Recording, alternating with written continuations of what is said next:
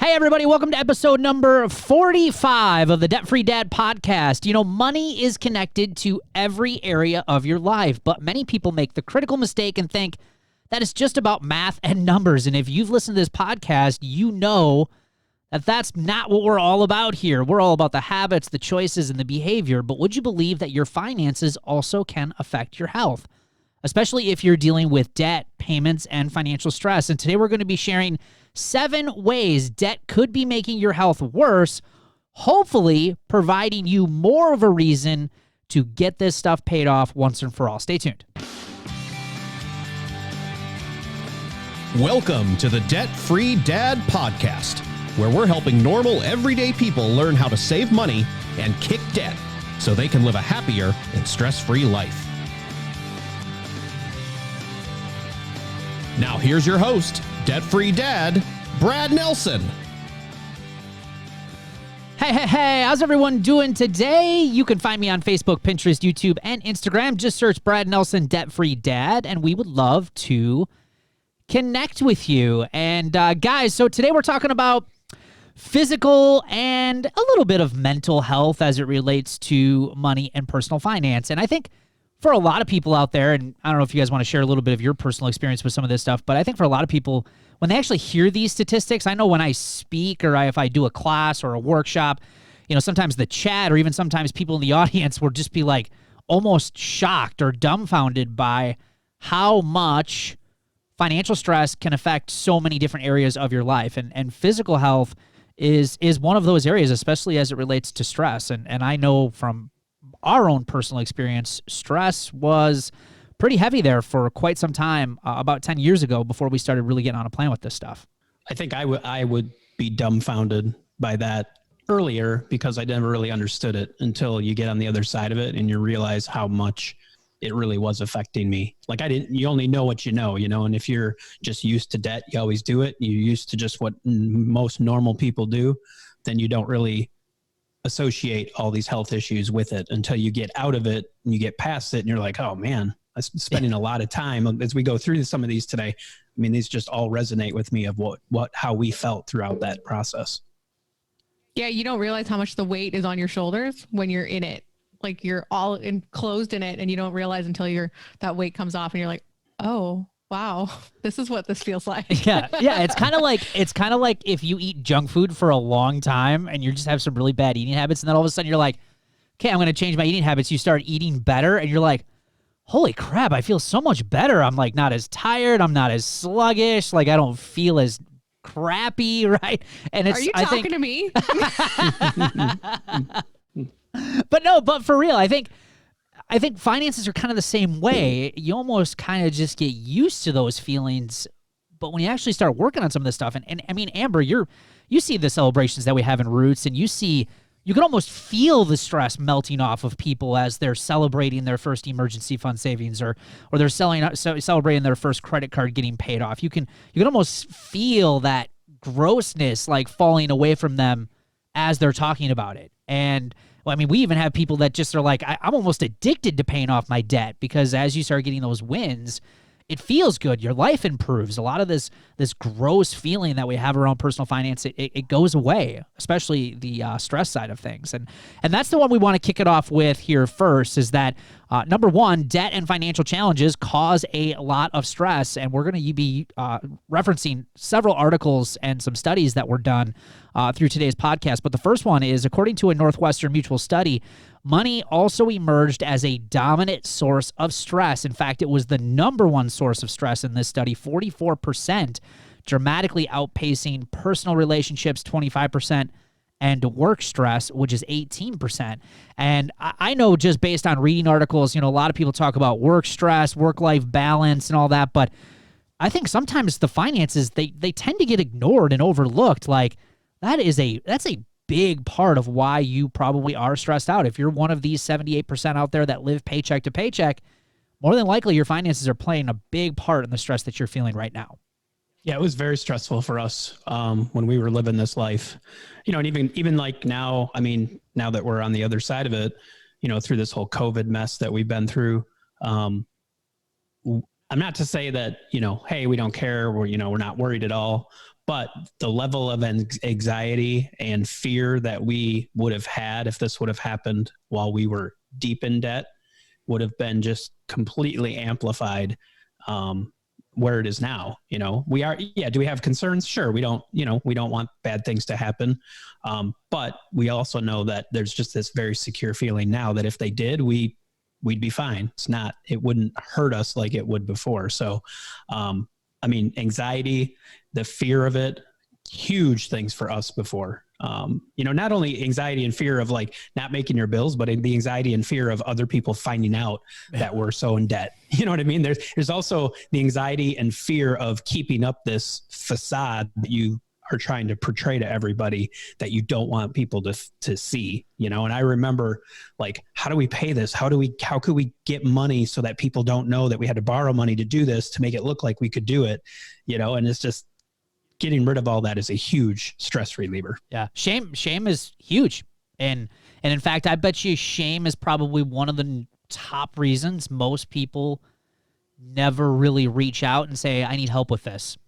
Because they just are so ashamed and embarrassed of their situation. No question. I know I've been there. So I was surprised when I read these numbers that it was 18% stress for work, because I felt during the time that it was like my job was so stressful and I had to keep the job that I didn't like to pay for the debt that I had.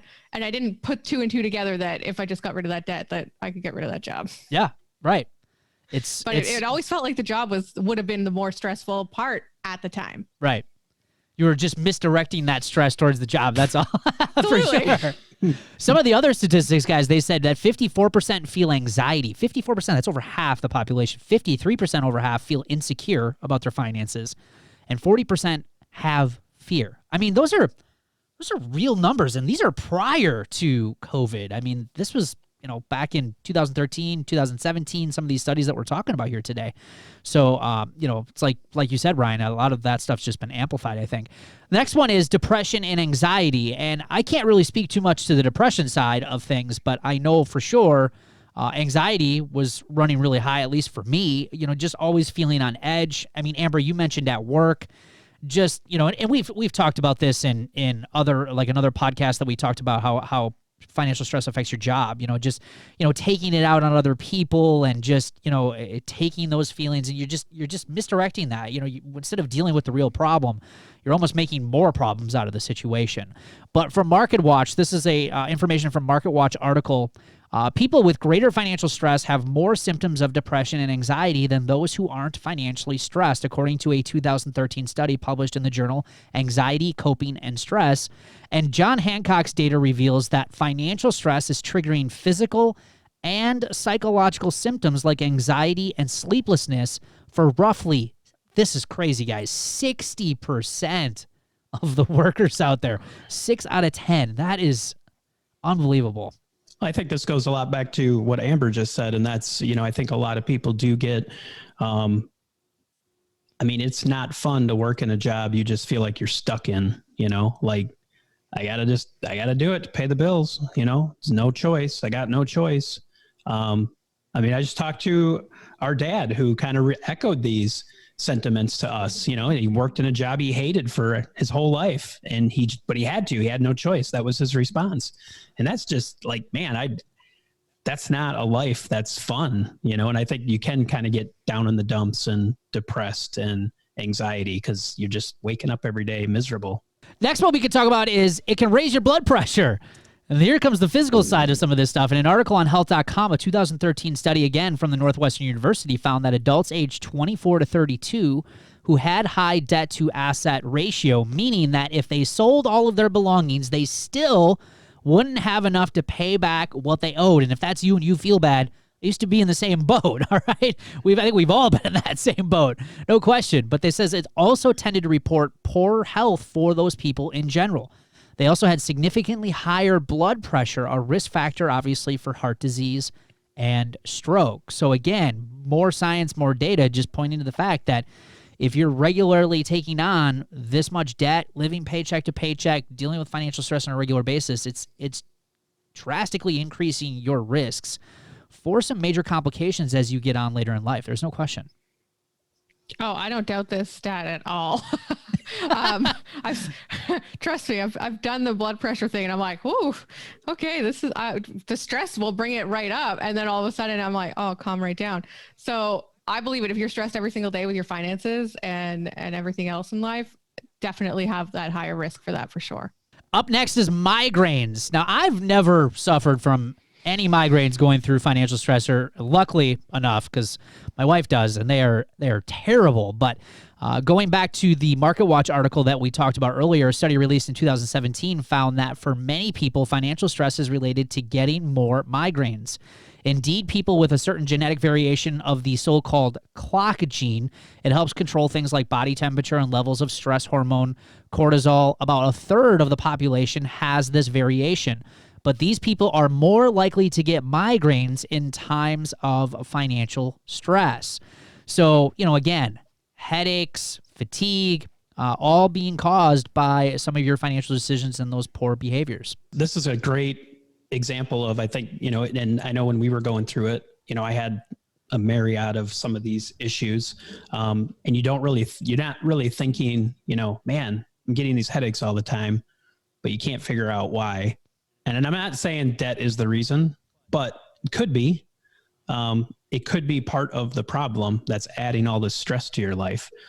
So I think it is important to take note, when you're having these issues, if you've been going to the doctor and, kind of like what I said earlier is you don't realize because you're just used to being in debt that it's causing you all these things. Maybe take a step back outside of yourself and just kind of say, try to imagine what it would be like if you had no bills and how does that feel? And then can you turn that into a reality? Yeah, most certainly. And I think, it kind of like what we talked about with the food and, once you start experiencing some of those wins and some of those positive things happening, I know, at least for us, and maybe you guys can talk about this too, but I know at least for us earlier on, those wins were probably some of the best wins. I mean, we talk about all the time how building that first emergency fund, just having an extra $1,000 in a savings account, how much stress that just relieved from our lives. And people are always like, well, it's not even that much money. Well, for us, it was a mountain of money because we just were poor savers. We just couldn't do it. So having that money there, I mean, and just being able to know that if something happens, we've got something to fall back on as opposed to nothing. That little thing alone, or even just having a budget or knowing how much your expenses are on a monthly basis, knowing how much you owe. I mean, just talking and doing about a lot of the stuff that we talk about on the show, I think would ease a lot of the stuff that we're talking about here as far as how this affects your physical health. There's no question. All right, guys, we're going to come back with 3 more ways that debt could be affecting your health right after the commercial break. Stay tuned. Hey, if you love planners, this is for you. But you know why planners frustrate me, though? Because they only get it half right. Now, sure, they're really fancy at helping you manage your time, which is really important, but where they get it wrong is money. Most planners don't include any financial planning. Things like keeping track of paydays, bills and due dates, spending, yearly expenses, budgets, cash flow planning, debt elimination plans, goal planning. And that's a real pain. Then you've got to go and create your own, and who's got time for all of that? So instead, what happens? Nothing. We ignore our finances even more, and things only get worse. Well, that all ends right now, today. I am so excited to announce the release of our brand new, totally awesome Debt Freedom Planner. Now, before you say, Brad, I've already got a planner. Well, this is not your ordinary day planner. This Debt Freedom Planner is a companion tool that works with your day planner to help you save more money, pay off more debt, and melt away financial stress. This is literally the tool that we've all been waiting for that works with your planner to help you take control of your money. So head on over to therealdebtfreedad.com. Click on the Debt Freedom Planner in the menu to get all the details to order your very own Debt Freedom Planner today.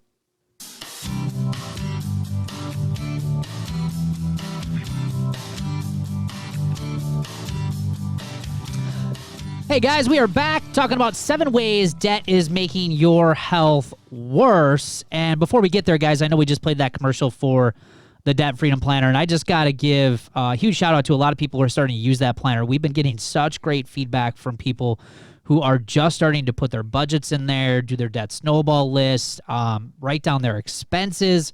The comments on some of the Facebook posts have been pretty awesome. So keep sharing those wins with us. We absolutely love them. So the next area that could be affecting your physical health is ulcers and digestive issues. Now, Amber and Ryan, we already talked about this. We didn't really have any of these issues when we were in debt, but it's not to say that you aren't having some of these issues. Obviously, ulcers can be caused by lots of stress, but according to an Associated Press poll showed that people who are under high financial stress are way more likely to complain of ulcers and digestive problems. In fact, 27% of them said that they had these issues already because of the financial stress that they were experiencing.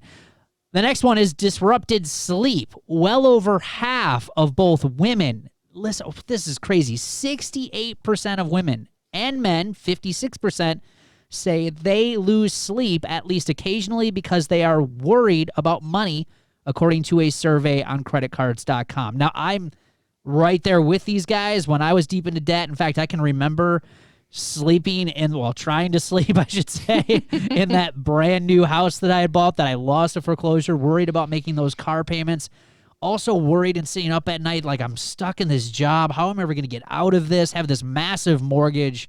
And I remember losing countless nights of sleep just thinking about some of this stuff.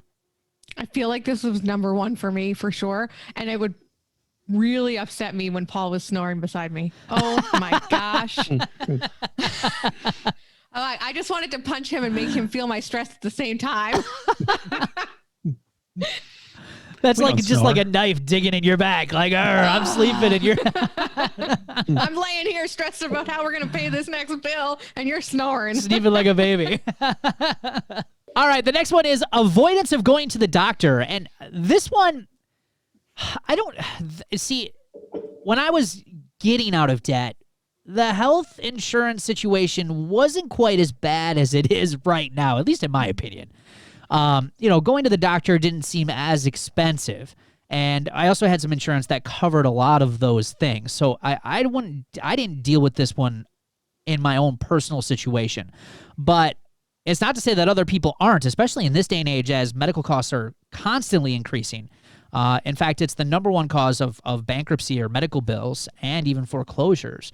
But a lot of people avoid going to the doctor. From an article of Self Inc., 56 million Americans have trouble paying medical bills, inhibiting many from seeking medical help even when needed. Nearly 1 in 5 Americans say they either considered skipping or skipped going to the doctor because of the inability to pay the bill. With the rising cost of healthcare, it's easy to fall into the cycle of debt, poor health, and then more debt. Focus on getting your finances in order so medical bills don't destroy your credit is their recommendation in this article. And that is absolutely correct. And that's one of the things that we talk about. I think medical debt is probably one of the areas that you really can't avoid in your life. I think at some point we're all going to have some sort of medical bills. But doing a lot of the stuff that we're talking about here will ease a lot of the stress that you'll feel when you do get those bills. You can essentially bend without breaking. And our family is, we've experienced this. Our daughter had complications when she was born 2 years ago. And a lot of people say, well, Brad, you're just great at personal finance because you guys have just this perfect life and nothing's bad ever happened. And that's just not true. We've gone through some pretty crappy stuff. And we were able to get through a lot of those medical bills. We're talking thousands and thousands and thousands of dollars of medical bills without going into debt. We were able to make a plan, get them paid off. Took us a little while, but we got it done. But kind of like what Ryan said, going back, if this would have happened like 10 years ago, man, that would have been a really scary situation for our family just dealing with that debt. So I can totally relate to this statistic. There's no question. This is, this area here, I hear this from people. I know people who have said, you got to be really sick to go to the doctor in my family. You got to be really sick. And, even with insurance, with the skyrocketing cost of insurance, there's some new plans out there like health savings accounts and some of those things. And all those are great plans, but they also, if you're not good at managing your money, they may prevent you from going to the doctor because some of those come with huge deductibles. And so, $1,000 or $2,000 procedure suddenly is like, I don't want to do it. I don't want to do it. I don't want to do it, which potentially then could lead to a $10,000 or $20,000 or $30,000 bill because you keep putting it off. So got it. So true. And with this, we did this too. We didn't put off emergency type stuff, but I definitely remember certain things that we wanted to do that we were just like, we're just going to wait because we don't have the money. We don't have the money instead of just getting it taken care of. Yeah.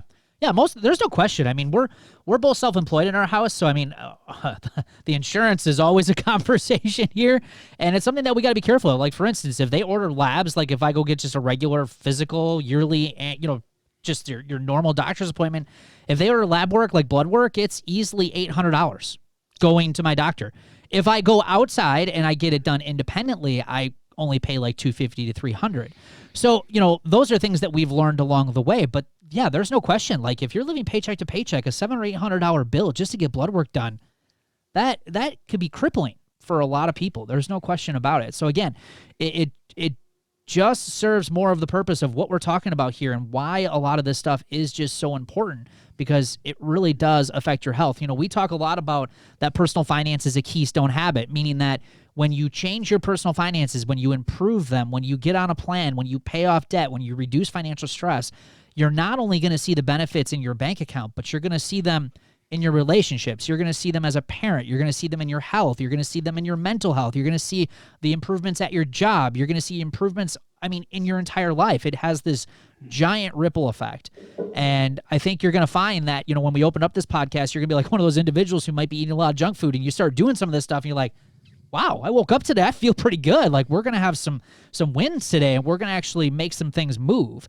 So, again, I hope this podcast today serves as a purpose to hopefully give you some motivation. Like, hey, we got to change some of this stuff, because it's not just the bank account and the numbers that matter. It's everything that's involved.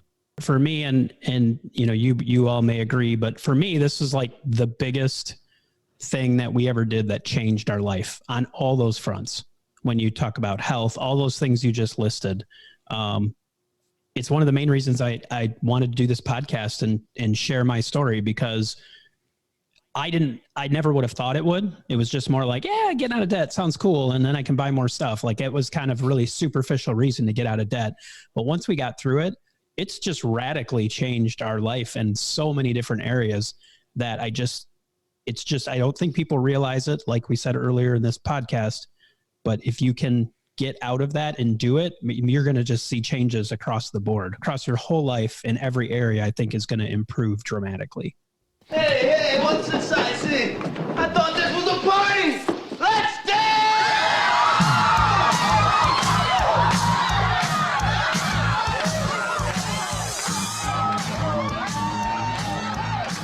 All right. That sound means it's time for the celebrations of the show. And these celebrations are proof that normal, everyday people are doing the crazy stuff we're talking about on this show. And they are improving their personal finances. We're going to kick it off with Diana Lopez. Paid off another credit card this week. Huge win. Only 5 more to go. You got this. Keep it up. Sandra Simmons saved $1,000 to our new home improvement fund for new floors. Heck yeah. Way to go. That's awesome. Shelly Caldwell, haven't used a credit card for almost 4 weeks. Paying cash for everything is rough sometimes, but I'm actually enjoying it. Yeah, that's huge, Shelly. Congratulations to you. We talk about that on the show. It's like, don't try to wrap your head around just being debt-free and living a life without payments. It's hard at first. So just start with the first week. Start with the first month. And that's how you get on this roll. So that's great, Shelly. Great job. Mary Southard paid $61.28 towards debt. That's awesome. And I included that win because some people might discount that and be like, oh, that's not big enough. Like, I can't celebrate that. Hell yeah, you should celebrate that. It's a step in the right direction. That's awesome. Great job, Mary. Gretchen Ventura, I paid $436.89 towards debt this week. Awesome. Way to go, Gretchen. Congratulations to you. And Sammy Schoper paid $1,600 towards school loans and saved $400 to my emergency fund. Heck yeah, way to go, Sammy. Still climbing. It's awesome to see. And congratulations to all of you who are working so hard. Hey, thanks for hanging out with us here today. We love your feedback, and it also helps us grow our show. So please give us a like or leave us some honest feedback. And if you want to get the latest from the show, be sure to hit that notification bell and subscribe to our channel. And if you heard that commercial for my brand new Debt Freedom Planner during the show, head over to therealdebtfreedad.com, click on the planner in the menu on top, and order yours today. We'll see you on an upcoming episode of the show. Take care.